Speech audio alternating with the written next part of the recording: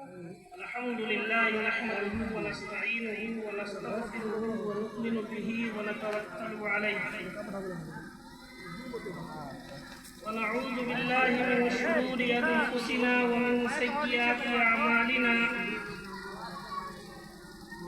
من يهده الله فلا مضل له ومن يضلله فلا هادي له ونشهد أن لا إله إلا الله وحده لا شريك له ونشهد أن سيدنا ومولانا محمدا عبده ورسوله صلى الله تعالى عليه وعلى آله وصحابه وسلم تسليما كثيرا كثيرا أما بعد أعوذ بالله من الشيطان الرجيم بسم الله الرحمن الرحيم اقرأ باسم ربك الذي خلق خلق الإنسان من علق اقرأ وربك الأكرم الذي علم بالقلم صدق الله العظيم.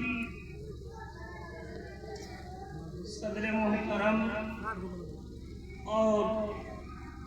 اسٹیج پر رونق افروز معزز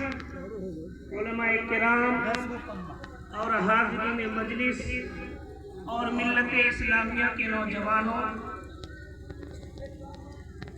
اللہ تبارک و تعالیٰ کا بے انتہا فضل و کرم اور احسان ہے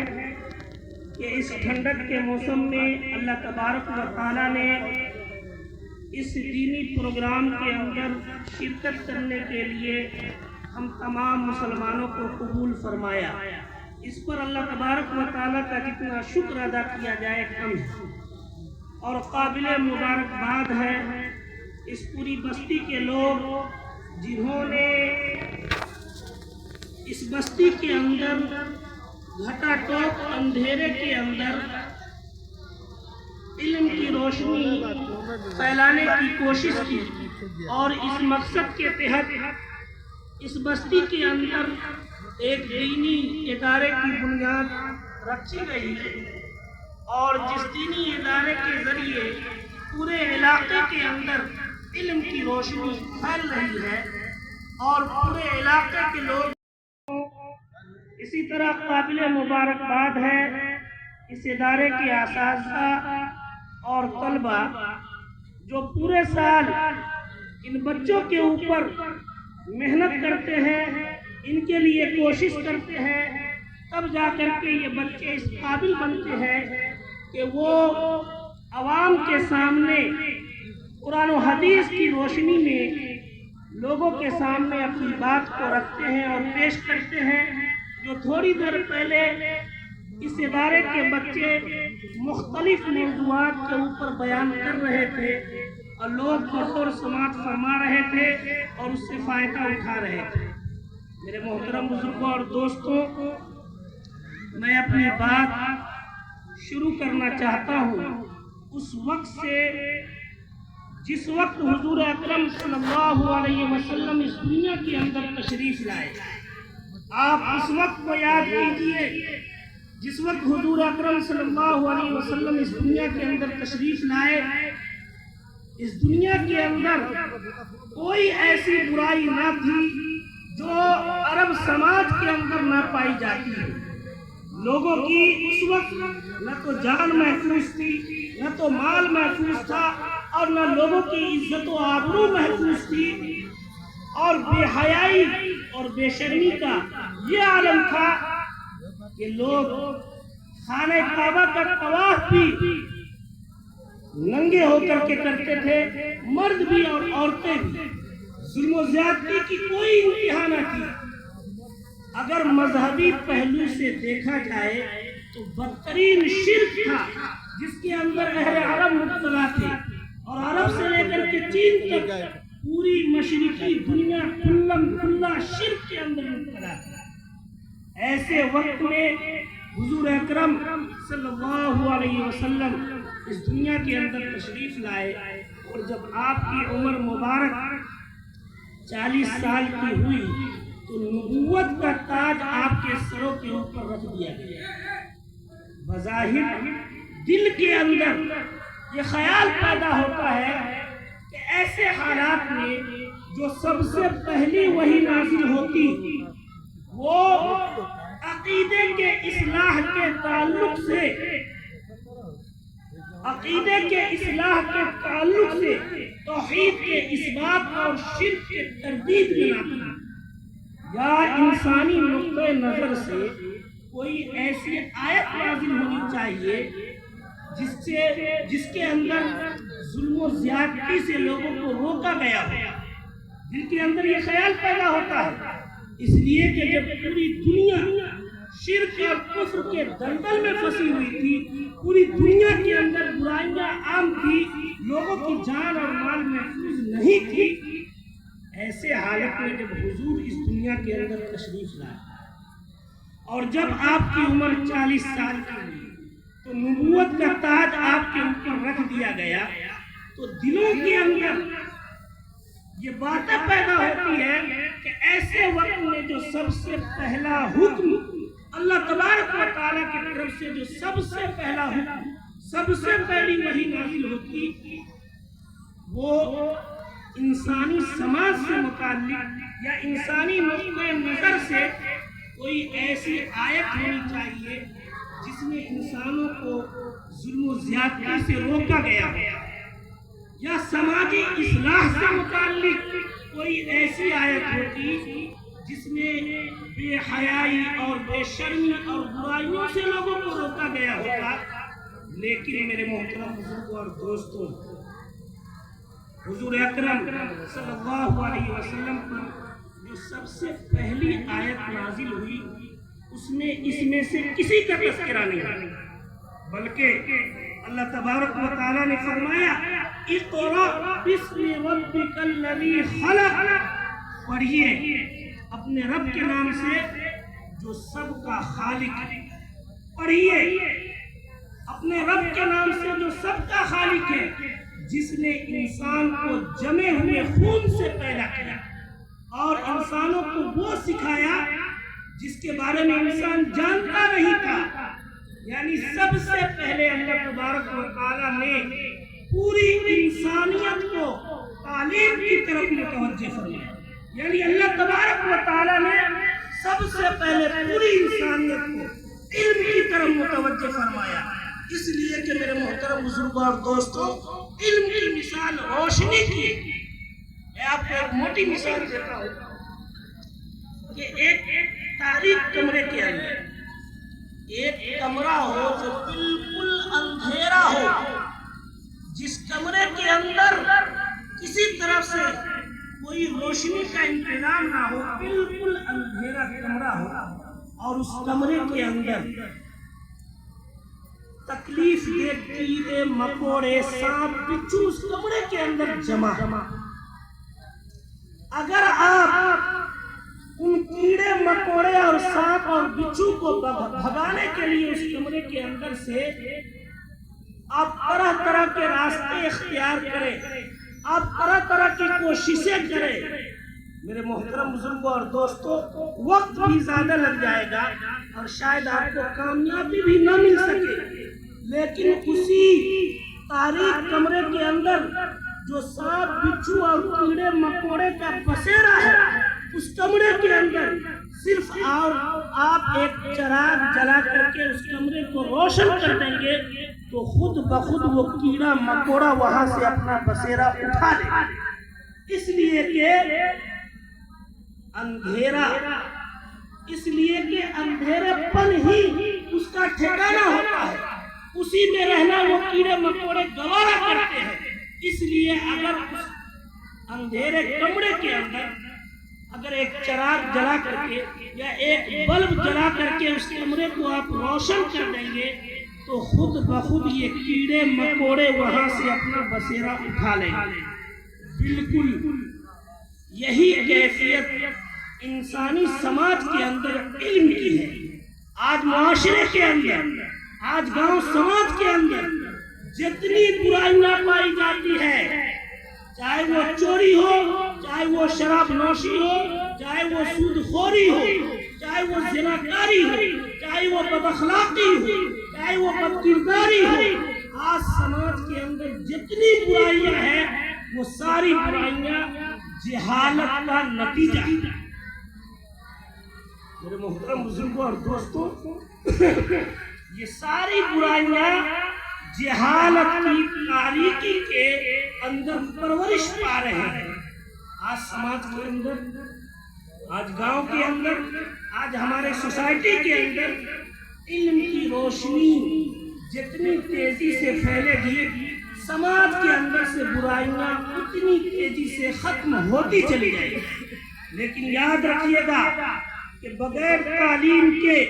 اور بغیر علم کے سماج کے اندر سے برائیوں کو ختم کرنے کی مثال ایسی ہے جیسے جڑوں کے بجائے ٹہنیوں کے اوپر اور پتوں کے اوپر پانی ڈالنے کی۔ مثال کے طور پہ اگر آپ ایک درخت کو لگائیں گے اور درخت کو لگانے کے بعد درخت کے جڑوں کے اندر آپ پانی نہ ڈالیں اور اس کی ٹہنی اور پتیوں کے اوپر پانی ڈالیں، میرے محترم بزرگوں اور دوستوں، وقتی طور پہ تو کچھ ہریالی نظر آئے گی، لیکن اس سے کسی دیر پر تبدیلی کی امید نہیں کی جا سکتی۔ اس لیے میرے محترم بزرگوں اور دوستوں، علم کی بڑی اہمیت ہے۔ اور یاد رکھیے گا کہ ایسا نہیں ہے کہ اسلام نے صرف مذہبی تعلیم کو اہمیت دی، ایسا نہیں ہے کہ اسلام نے صرف یہ حکم دیا ہے کہ صرف آپ مذہبی تعلیم کو حاصل کریں، آپ دینی تعلیم کو حاصل کریں۔ اسلام نے صرف مذہبی تعلیم کو اہمیت نہیں دی ہے۔ یاد رکھیے گا کہ اسلام نے علم کی تقسیم دو حصوں میں کی، علم نافع اور علم غیر نافع۔ علم کی تقسیم اسلام نے علم نافع اور علم غیر نافع سے کی ہے۔ وہ علم جس کے ذریعے لوگوں کے مسائل حل ہوتے ہو، وہ علم جس کے ذریعے لوگوں کو نفع پہنچتا ہو، وہ علم جس کے ذریعے لوگوں کو فائدہ پہنچتا ہو،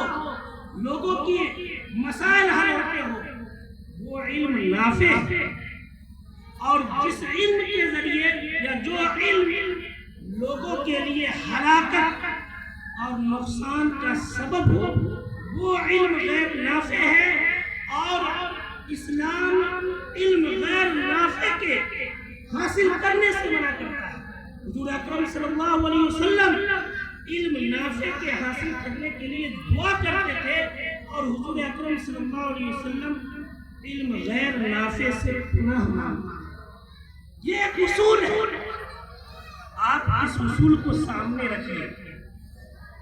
جو علم جس علم کے ذریعے لوگوں کے مسائل حل ہوتے ہو، جس علم کے ذریعے لوگوں کو نفع پہنچتا ہو، اور جس علم کے ذریعے لوگوں کے لیے نقصان پہنچتا ہو، یہ ایک اصول ہے۔ اس اصول کو آپ سامنے رکھیے اور غور کیجئے کہ جتنے اصلی علوم و فنون ہیں وہ علم نافع کی فہرست میں آتے ہیں یا علم غیر نافع کی فہرست میں آتے ہیں۔ آپ کو میں مثال دیتا ہوں، علم طب، ڈاکٹری کا علم۔ ایک لڑکا سماج کے اندر پڑھ لکھ کر کے ڈاکٹر بنتا ہے، ایک لڑکا سماج کے اندر پڑھ لکھ کر کے ڈاکٹر بنتا ہے، کیا اس کے ذریعے، کیا اس لڑکے کے ذریعے جسمانی اعتبار سے لوگوں کو فائدہ پہنچتا ہے یا نہیں؟ کیا یہ علم نافع کی فہرست میں نہیں آئیں گے؟ اسی طرح ایک لڑکا پڑھ لکھ کر کے انجینئر بنتا ہے، کیا اس کے ذریعے لوگوں کی ضروریات کی تکمیل ہوتی ہے یا نہیں؟ کیا اس لڑکے، کیا وہ اس انجینئر لڑکے کے ذریعے لوگوں کی ضروریات پوری ہوتی ہے یا نہیں؟ کیا یہ علم نافع کی فہرست میں نہیں آئے گی؟ ایک لڑکا جو ڈاکٹر بنتا ہے، جسمانی اعتبار سے جب لوگ بیمار پڑتے ہیں تو کیا اپنے علم کے ذریعے، اپنے ڈاکٹری کے علم کے ذریعے جسمانی اعتبار سے لوگوں کی خدمت نہیں کرتا ہے یا لوگوں کو فائدہ نہیں پہنچاتا ہے، اسی طرح ایک لڑکا جب انجینئر بنتا ہے کیا وہ مسجد، مدرسہ اور مکانات اس کے نقشے تیار نہیں کرتے ہیں؟ یہ تمام کے تمام اسی طرح علم قانون جس کے ذریعے لوگوں کی عزت و آبرو کی حفاظت ہوتی ہے، اگر علم قانون نہ ہوتا تو کیا وحشی درندے سڑکوں کے اوپر ہماری ماں اور بہنیں کی عزت کو محفوظ رہنے دیتا؟ کبھی نہیں دیتا۔ اسی طرح علم قانون کے ذریعے بھی لوگوں کی عزت و آبرو کی حفاظت ہوتی ہے۔ یہ جتنے علوم ہیں یہ سارے کے سارے علوم علم نافع کے فہرست میں آتے ہیں، اور اسلام کے اندر ان علوم کا حاصل کرنا بھی فرض کفایہ ہے۔ یاد رکھیے گا میرے محترم بزرگوں اور دوستوں، اسلام نے کبھی بھی علم اور تحقیق سے عداوت نہیں رکھی۔ حضور اکرم صلی اللہ علیہ وسلم تحصیل علم کے لیے، علم حاصل کرنے کے سلسلے میں آپ نے دوست اور دشمن کا فرق نہیں کیا۔ غزوہ بدر کے اندر جتنے لوگ قید ہو کر آئے تھے، ہمارے سامنے یہ مثال موجود ہے کہ غزوہ بدر کے اندر جتنے لوگ قید ہو کر آئے تھے، حضور نے یہ اعلان فرما دیا تھا کہ ان میں سے جو لوگ 10 مسلمانوں کو لکھنا پڑھنا سکھا دے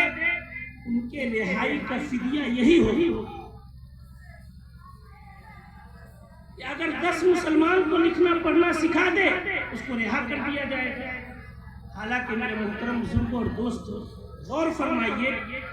کہ وہ تو دشمن تھے۔ جو لوگ غزوہ بدر کے اندر قید ہو کر آئے تھے وہ تو دشمن تھے، دوست نہیں تھے، اور وہ مشرک تھے۔ علم دین تو اس سے حاصل کیا نہیں جا سکتا تھا،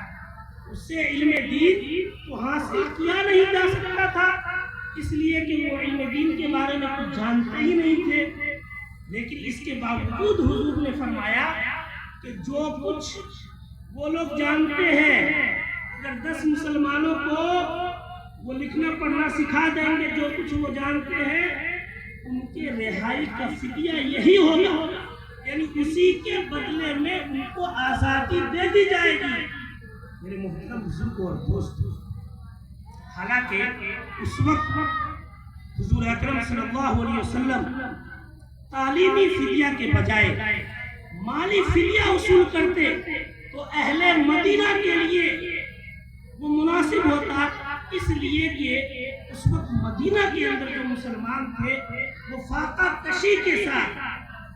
وہ فقر و فاقہ کے اندر مبتلا تھے، اور فاقہ کشی کے ساتھ زندگی بسر ہو رہی تھی مسلمانوں کی۔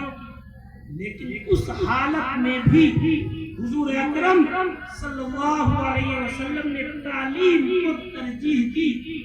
جو پوری امت مسلمہ کے لیے اس بات کا سبق ہے کہ چاہے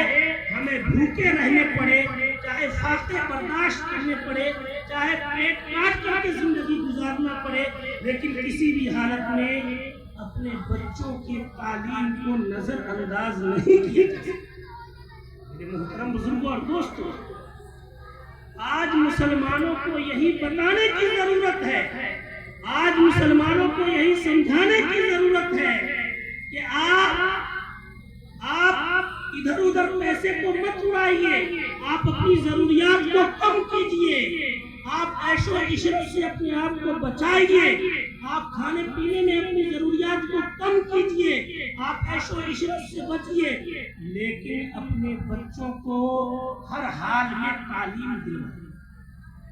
ہماری سوچ یہ ہونی چاہیے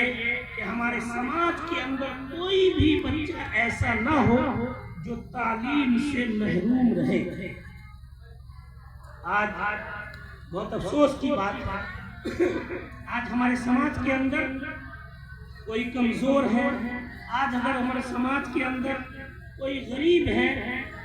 تو ہم ان کی مدد اور تعاون کا مطلب یہ سمجھتے ہیں کہ وقتی طور پہ اسے کچھ پیسے دے دیے جائے، وقتی طور پہ ان کی مدد کر دی جائے، عید کا موقع ہو تو انہیں کپڑا دے دیا جائے،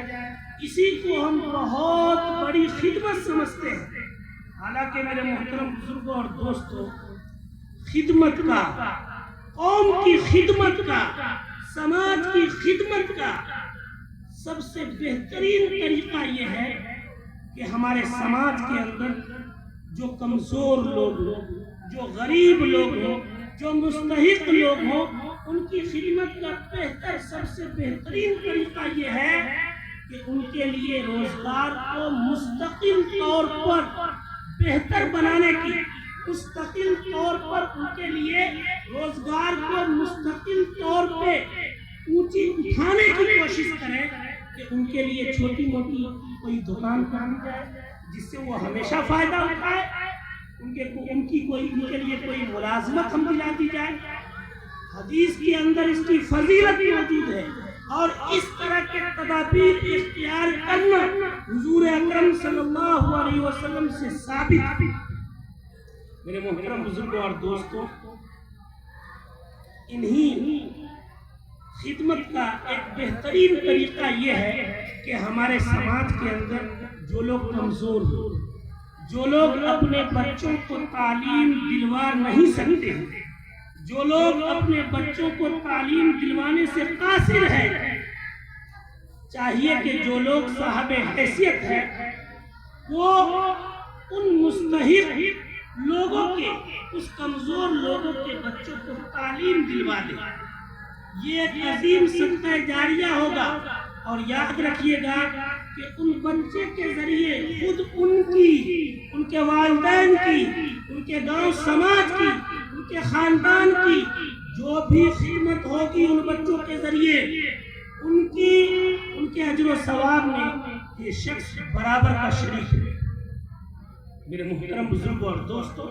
اسی طرح اللہ تبارک و تعالیٰ نے اگر آپ کو مال دیا ہے، اللہ تبارک و تعالیٰ نے آپ کو صاحب حیثیت بنایا ہے، تو ہمیں چاہیے کہ جو لوگ صاحب حیثیت ہیں، اگر ان کے دو بچے ہیں، اگر ان کے دو بچے ہیں اور اللہ تبارک و تعالیٰ نے آپ کو صاحب حیثیت بنایا ہے، تو وہ نیت کر لیں کہ دو بچوں کے ساتھ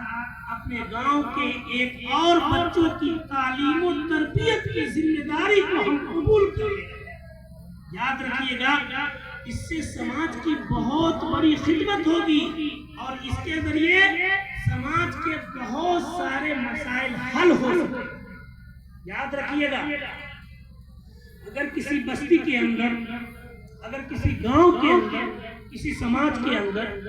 اس گاؤں کے اندر اگر چند لوگ تعلیم یافتہ ہوں، اگر اس گاؤں کے اندر اگر چند لوگ ترقی یافتہ ہوں، تو ہم اس گاؤں کو، اس سماج کو تعلیم یافتہ اور ترقی یافتہ سماج نہیں کہہ سکتے جب تک کہ اس گاؤں کے اندر ہر فرد تعلیم یافتہ نہ ہو، جب تک اس گاؤں کے اندر ہر فرد ترقی یافتہ نہ ہو، وہ گاؤں، وہ سماج ترقی یافتہ اور تعلیم یافتہ سماج کہلانے کے مستحق نہیں۔ اس لیے میرے محترم بزرگوں اور دوستوں، ہماری کوشش یہ ہونی چاہیے کہ گاؤں کے اندر جتنے بچے اور بچیاں ہیں، سب سے پہلے اسے صحیح تعلیم دلانے کی کوشش کیجیے، تاکہ سماج کے اندر جو برائیاں ہیں، سماج کے اندر جو کمی کوتاہیاں ہیں، سماج کے اندر جو عیاشیاں ہیں، یہ ساری چیزیں اسی وقت ختم ہوگی جب سماج کے لوگ تعلیم یافتہ ہوں گے۔ اصل بیان تو مفتی صاحب ہی کا ہوگا، مجھے تو معلوم بھی نہیں تھا، اور بات آ گئی تو الامر فوق الحکم، امر فوق الادب کے تحت میں آ گیا۔ میرے محترم بزرگوں اور دوستوں، جو باتیں کہی گئی ہے اس کے اوپر اللہ تبارک و تعالیٰ ہم تمام لوگوں کو کہنے سننے سے زیادہ عمل کرنے کی توفیق عطا فرما دے، اور ہماری کوشش ہو کہ اللہ تبارک و تعالیٰ ہم تمام لوگوں کو، اپنے بچے اور بچیوں کو اور سماج کے بچے بچیوں کو صحیح تعلیم سے آراستہ اور پیراستہ کرنے کی توفیق عطا فرمائے۔ وآخر دعوانا ان الحمد للہ رب العالمین۔